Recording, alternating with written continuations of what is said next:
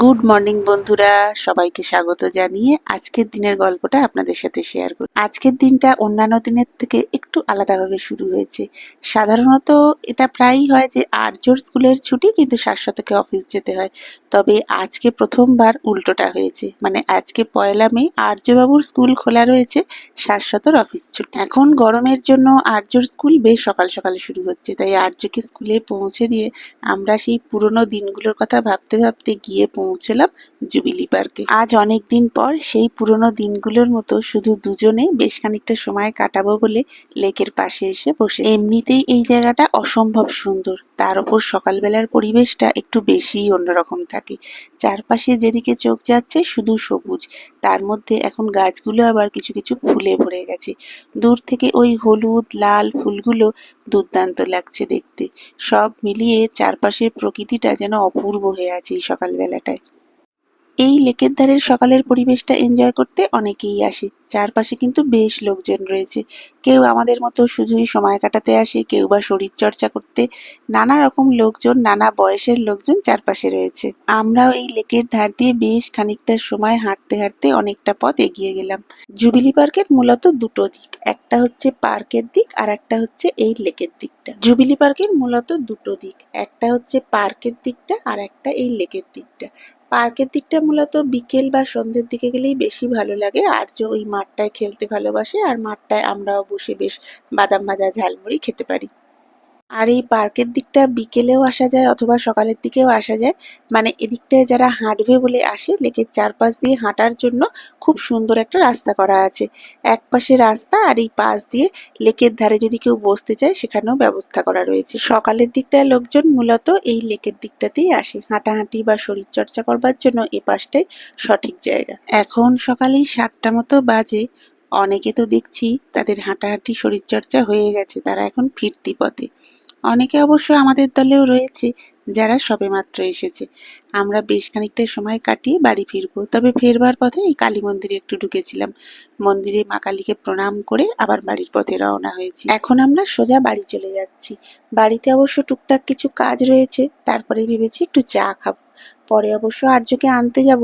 আজকে ইচ্ছা আছে আর্যকে আনতে আমিও যাব, আর্যকে নিয়ে আসবো, তারপরে আমরা জলখাবারটা খাবো ভেবেছি। তবে এখন কি একটু জোগাড়টা করে রাখতে হবে।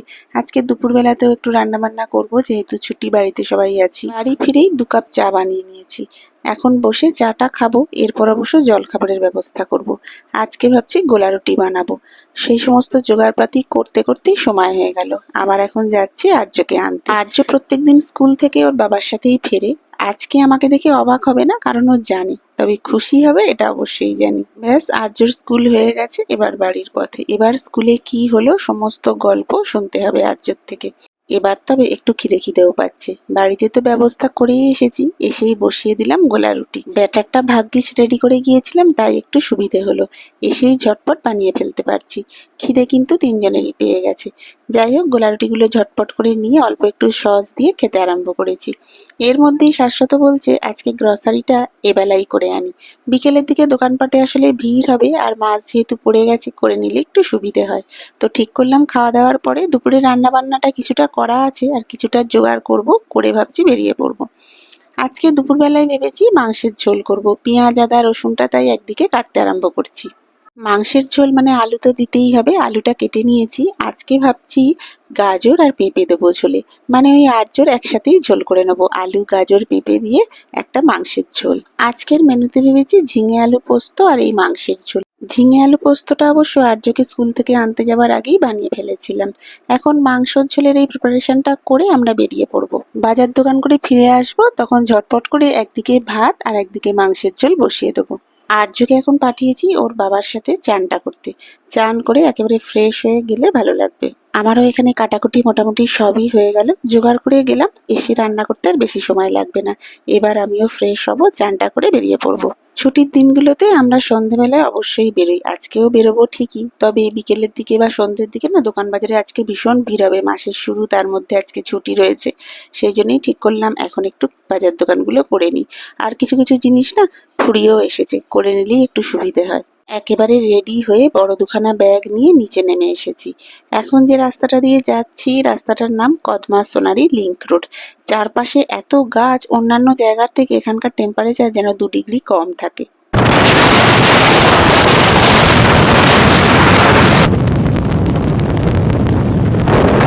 দোকানে এসে গেছি। এখানে মোটামুটি একই ছাদের তলায় যা যা প্রয়োজন সবই পাবো।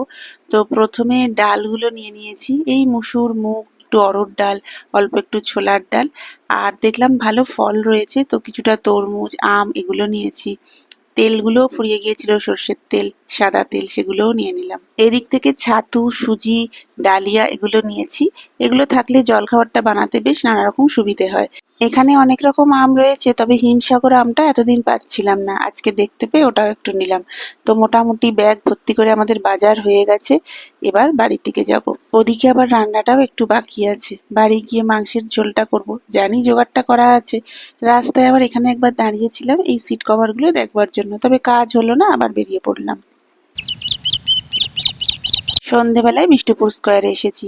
আমাদের আসতে বেশ সন্ধেই হলো। বিকেলের দিকে আসলে এত হাওয়া দিচ্ছিল, মনে হলো এই বুঝি ঝড় উঠবে। আর্য এখন বেশ খানিকটা সময় এখানে খেলবে, মানে প্রত্যেক দিনই এই বাড়ি যাওয়ার সময় ওর মন খারাপ হয়ে যায় এখান থেকে যেতে। আর আমরা এখানটায় বসে থাকবো।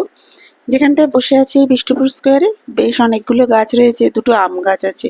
কি যে ভরে ভরে আম হয়েছে, দাঁড়ান আপনাদের একবার দেখাই। দুটো গাছই ভরে একেবারে আম হয়েছে। জানি না রাতের অন্ধকারে কতটা বোঝা যাচ্ছে। এখানে আবার বসলে একটু জোরে জোরে হাওয়া দিলে টুকটুক করে আমগুলো পড়ে। এখানে গরমের দিনে প্রায়ই লক্ষ্য করি বিকেলের দিকে ভীষণ জোরে জোরে হাওয়া দেয়, মনে হয় এই বুঝি বিশাল জোরে ঝড় আসবে। তবে ঝড় কিছুই আসে না, ওয়েদারটা তবে অনেকখানি ঠান্ডা হয়ে যায়। তবে ওই ঝোড়ো হাওয়ার সাথে প্রচুর ধুলো ওড়ে। বাড়িতে থাকলে জানলা খোলা থাকলে ঘর একেবারে ধুলোয় ভরে যায়। আসলে এদিকটা একটু ড্রাই জায়গা, তো খুব ধুলো হয়। সামনেটা একটু পায়চারি করে এসে এখানটায় বসেছি। আর্যকে অলরেডি বলছি বাড়ি যেতে হবে, ও দুবার এসে বলে গেছে আর 5 মিনিট, আর দুবার। কালকে আবার স্কুল আছে, মানে সকাল সকাল ওঠা, 7:17 অফিস রয়েছে। আর্য টুক করে এসে একবার বলে গেল আর দুবার ঠিক স্লাইড করব। তো যাই হোক, এই দুবার দুবার করে যতক্ষণ না জোর করব ও করতেই থাকবে। কালকে আবার আর্যর স্কুলে লেমনের ডে, কাল স্কুলে সবাইকে লেবু নিয়ে যেতে হবে। সকালের দিকটা খেয়াল ছিল না, তাহলে তখনই কিনে নিতাম। এখন যাওয়ার সময় আবার সবজির দোকানে একটু দাঁড়াতে হবে, লেবুটা নিয়ে তারপরে বাড়ি ফিরবো। এখন আমরা বাড়ি ফিরছি আর ভিডিওটা এখানেই শেষ করছি। যদি ভিডিওটার কোথাও কিছু ভালো লাগে একটা লাইক করে দেওয়ার অনুরোধ রইল। খুব শিগগিরই আবার নতুন একটা ভিডিও নিয়ে দেখা হবে। ততক্ষণ সবাই খুব ভালো থাকবেন, সুস্থ থাকবেন আর পজিটিভ থাকবেন।